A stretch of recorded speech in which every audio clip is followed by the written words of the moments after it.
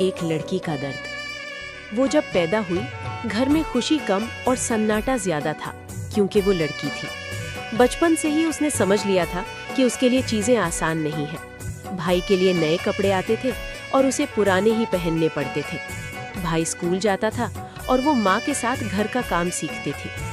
लेकिन उसके अंदर एक छोटा सा सपना था, मैं भी पढ़ूंगी, कुछ बनूंगी। बहुत रोने मनाने के बाद उसे स्कूल भेजा गया। वो पढ़ाई में बहुत अच्छी थी। टीचर भी कहते थे ये लड़की बहुत आगे जाएगी। पर जैसे ही वो 16 साल की हुई, एक दिन उसके पिता ने कहा, तुम्हारी शादी तय हो गई है। उसका दिल टूट गया। उसने कहा, पापा मैं पढ़ना चाहती हूँ। पर उसकी आवाज किसी ने नहीं सुनी। शादी हो गई।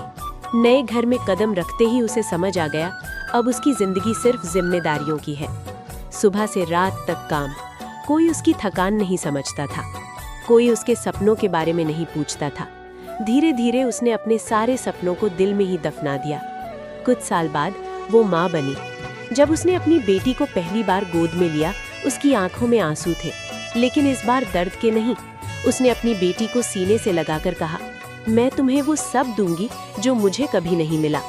वो दिन रात मेहनत करने लगी ताकि उसकी बेटी पढ़ सके, अपने सपने पूरे कर सके। जब उसकी बेटी पहली बार स्कूल गई, वो दरवाजे पर खड़ी होकर चुपचाप रो रही थी, क्योंकि आज उसे लगा उसकी हार उसकी बेटी की जीत बन रही है।